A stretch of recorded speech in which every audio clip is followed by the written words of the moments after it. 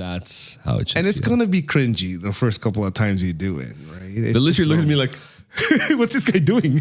what? This is loud. I'm close to them to the speaker. Like, can you tone it down a little? And then, like I gave it like 10 minutes, and then I did it again, and everyone liked it. Honestly, too, it's all about the crowd. You shouldn't be doing that for every single crowd. No.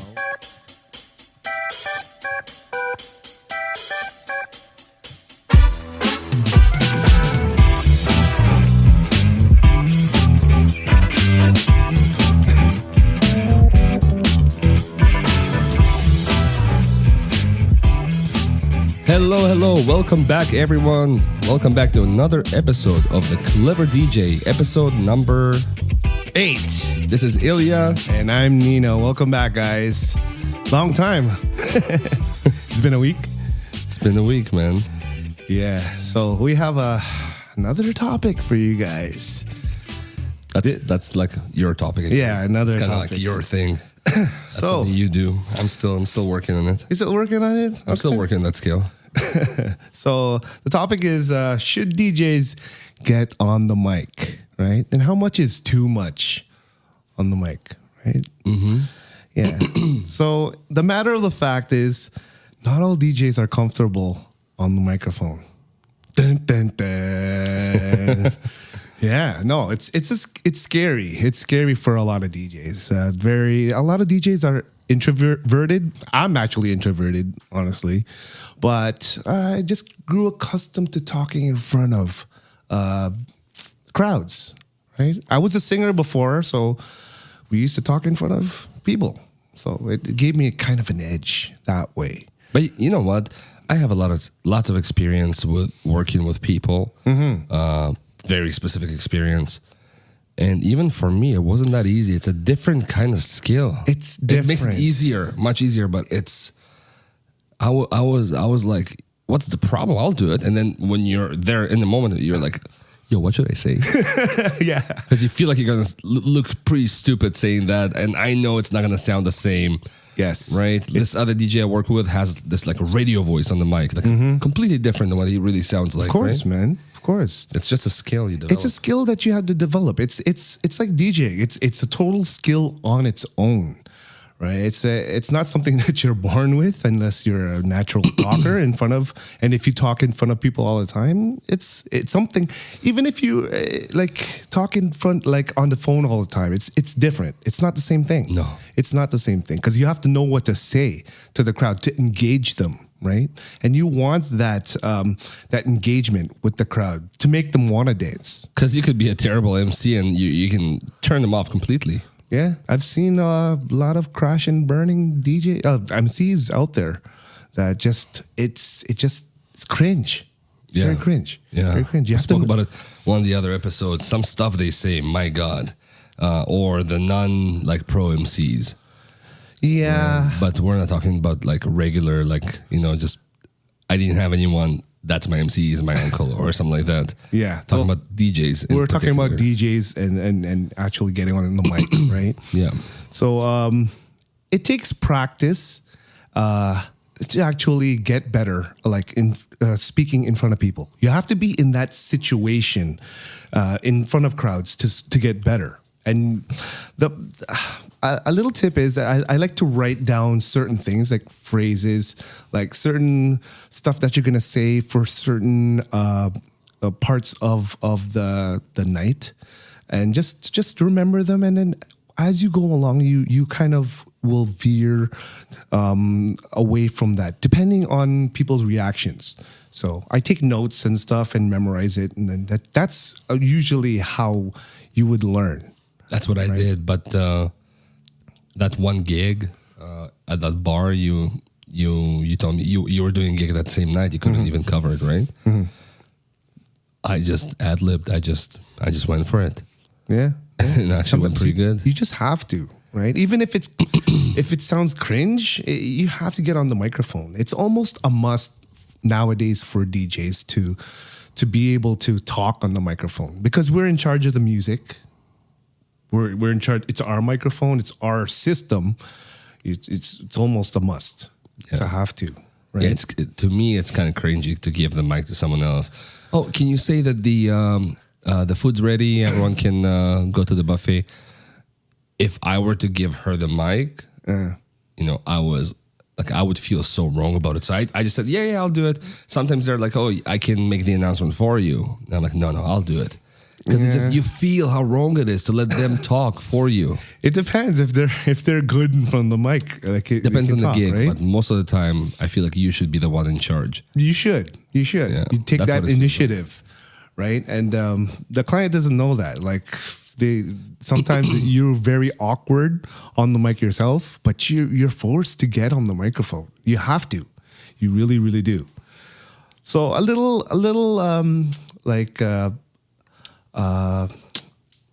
thing on how DJs and MCs were back in the day. Back in the day, I'd say like around 70s, 80s, there would only be DJs and only be MCs. So it was never like we did it together. There's always someone there to just DJ, play music. They would never touch the microphone. There would always be an MC doing the formalities, hyping up the crowd, and that was their job, right? 8 Mile. Yeah, 8 Mile, right? Just like, Fresh Prince and Jazzy Jeff. Yeah. There was always the rapper. He was the MC. And then Jazzy Jeff was always just the DJ, right? There's so many those instances where that's just how it is and how it was back in the day. Nowadays, however, it's just a given that you need to get on the microphone, right? Especially when it comes to weddings, I find formalities, you need to be able to just talk and just say like announcements, right? And that's even separate from like hyping up crowds. That's like club DJ stuff, which you've seen me do a lot, right? I like to do that. That separates me from a lot of DJs out there as well, right? That just DJ and won't get on the microphone at all. You know what? I tried the 3, 2, 3, 2, 1, and then in my head I know how it should sound, but the first one was like very like bland, very like 3, 2, 1, like not this bad, but like nowhere near as like hyped up as you make it, and because I felt shy. Of course. I was like, what if I yell too loud? And then I did yell too loud. You're in your head. You're like, okay, what if I say the wrong thing? What if I don't say it and nobody does anything? Yes. Right? And then I just went for it and it worked. Yeah. It was so easy. You have to do it confidently, right? Yeah. You have to shot in the dark until that's how it should And it's feel. gonna be cringy the first couple of times you do it, right? They literally look at me like, what's this guy doing? what? This is loud. I'm close to them to the speaker. Like, can you tone it down a little? And then like I gave it like 10 minutes, and then I did it again, and everyone liked it. Honestly, too, it's all about the crowd. You shouldn't be doing that for every single crowd as well. Even me, I tone it down a lot. Certain crowds, if they're more timid and shy, I'd be like, okay, I'm not going to get on the mic at all. I would let the music speak for itself, my mixing, right? So you have to know when to do it and when it's appropriate for certain crowds. Some crowds are just like, whoa, more of a party crowd. Yeah. You can hype them up and get them going that way, right? Some won't even respond at all. They'll be like, oh, what's this guy doing? And it just makes you feel awkward because they're awkward listening to you, right? Just makes sense. Yeah. Makes sense that way. And so once again, for DJs, for weddings, especially corporate, it's almost a given that you need to. But for club DJs now, I feel like it's a given now. You need to be able to rock crowds, get on the microphone, and just hype them Becoming up. more popular, right? It is. Back in the day, it wasn't. It was just DJing. But now it's more hybrid. You have to do a little bit of both, right? And it raises your value as an entertainer as well if you can do both. Make sense? Makes sense. Yeah, I go to clubs from time to time. Most of the time, I don't hear them MC. Yeah. And if they do, it's very light. Very light. Very light. Yeah. Yeah. A couple times, like 2 out of 10 times, I did hear like there was a lot more heavier like MCing, but different type of MC. Different type of very MC, different. Yeah. Right? A lot of clubs will also have a dedicated MC, so they won't be DJing. They will just be MCing the night because sometimes there's like 4 or 5 DJs on the card. So there will be a dedicated MC that just will hype up the crowd. So it's just a known thing. So yeah, but nowadays, yeah, you have to be able to MC. Now it takes the benefits now of actually MCing when you're DJing is you can charge more. Yeah. You can. Could. You technically can, because if you think about it, how much is an MC? Like several hundreds at least. The ones I know are from 1,200 to even go up to 2,000. Yeah. Well, I thought like $600 to $800, maybe $800. Yeah. If you're starting, depends on your reputation as well. That much, man. Yeah, trust me. Maybe I'll just do that. Why not? Right? Wait, maybe I love to talk. Maybe I'll just do that. Right? So I just got to do like 3, 2, 1, go. 3, 2, 1, go on the whole night. And that's the thing, I know, right? It's a lot more than that. It's a lot more than that, man. It's like almost being a comedian sometimes, knowing what to say. Like some of them like literally get on the mic and coordinate half the night. Yeah, that's the thing. Depends what gig it is, right? A lot of the I have a guy that would MC and coordinate literally the whole night. Like from beginning to end, he will add in his games and stuff, and he will charge up to $2,000, which is the norm. Awesome gig. Yeah. I'd love to do that. Well, think about it. It's in demand, right? You want somebody running your actual event because you don't want a boring event. That's what we should do going forward. I'll become your MC. Yeah? Yeah. MC / videographer / photographer. Or you just / sales. You can do everything. No, like for real though. Like that's actually a nice idea for the future. Once I get this whole DJing game figured out. Yeah, and then again, it's a skill on its own, but you can take MCing to the next level. Like you can add so much to it, and it's for couples nowadays. They're looking for an MC. They don't want the boring wedding, and they will charge for a separate MC. So if you can DJ and MC at the same time, oh man, you're golden. You're like golden, right? And there's a difference between MCing, like formalities, and hyping up a crowd. It's not the same thing, man. I have a really, really good MC, that a friend of mine that's very cringy, amazing MC. He can talk up a storm, make people laugh, and he can speak 3 different languages as well. But when it's time to, I don't know what made him want to hype up a crowd, but it's like, put your hands up in the air, but it's the wrong timing. Like you have to have the right timing. Are you serious? Too. Yeah. And he just doesn't feel it? He just doesn't feel it. And everybody's just like watching and just doing it. But are we getting robbed? Yeah, exactly. It doesn't make any sense. Must be it, because it's not the right time. But yeah, it's a skill, man. It's something that you have to learn. Hyping up the crowd, like doing it at the right time. You've seen me do it, right? Like before a drop comes. I know exactly when you're gonna do one of those, like, and when you're gonna say something and what you're gonna say. Because you're ready for on I video. know your entire system. I've seen it enough times. I know what tracks. If it's a different track, I know, okay, I think he's replacing this one with this track. Sounds like the same kind of, I know when and what. I think I without realizing, got MC training from you. But exactly, you know exactly you anticipate it and you see it, right? But it's another thing actually doing it. To the beginners out there, if you can shadow a professional DJ who knows how to MC, there's nothing better than that to learn. It's just, this is the way to learn, in my opinion, the best way if you have access to that. So speak to someone, try to get them to let you come to their gig. Say you'll help them set up and everything. Learn how to set up some of the stuff, so you actually have a skill to help them. But definitely a very good way to learn.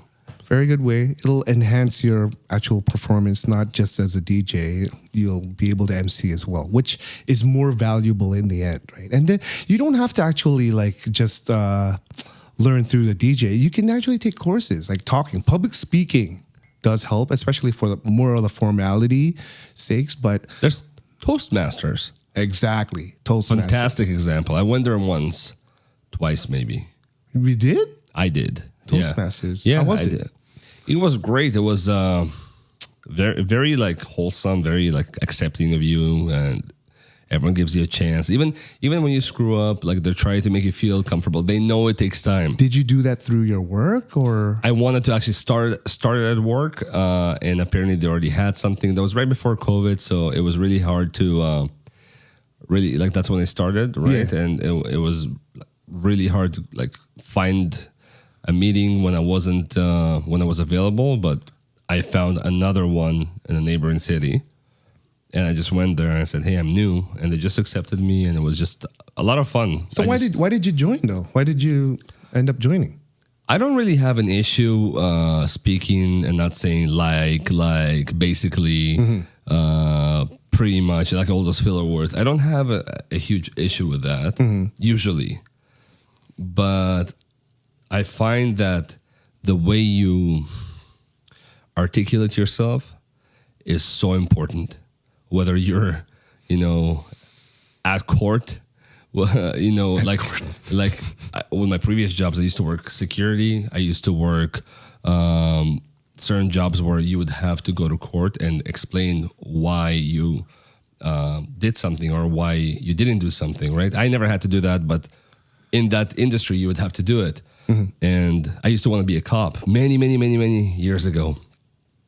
And that's important. And that's kind of like, that's where it all started. You need to know how to speak correctly, right? Yeah. But then my sales jobs, all the clients. That's what I would think that you would need it more, right? Not just that, right? I used to be shy and I wanted to know like how to like get into certain groups of people, right? Like, but that was many years ago. And later I'm like, okay, I really know how to speak.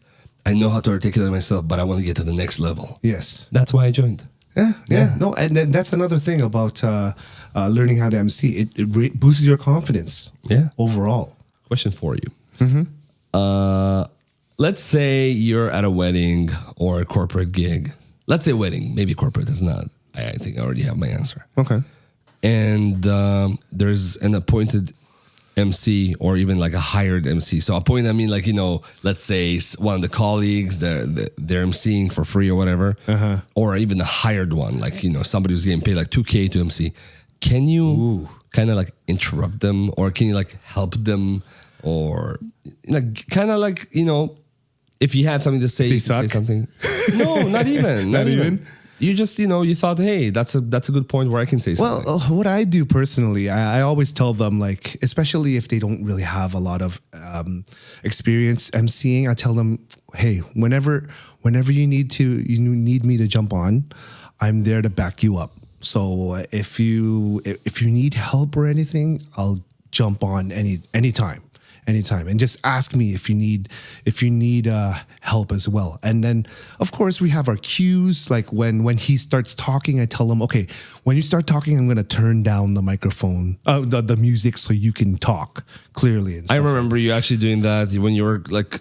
You have to communicate synchronizing with them, yeah. You have to communicate very well with the actual MC. We're DJs. But right? my question was specifically if somebody's already decent MC, they know, like you have a system, both of you guys fine, but then you want to say something. Like, what do you mean? Like, what saying? Maybe like you're DJing and you want to do your 3, 2, 1, or maybe you actually had an announcement or something. Well, that's different. It depends too. If they're there for, usually an MC is hired just to MC. They're not actually a hype person.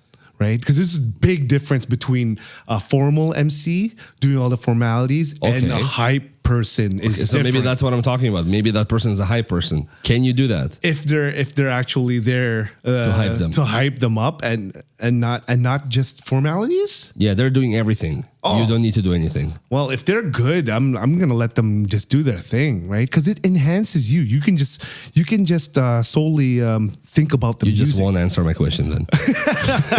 I'm not. I just want to know. You know what, if there's an etiquette where you should not ever interrupt them. I wouldn't. You know? No, you're shitting on their lawn. It's like them getting on the decks when you shouldn't. Really, it's that bad? It's the same thing. Yeah, of course. It's like I'm thinking you're doing their job. But you're the one playing the music. You feel it differently in a moment, right?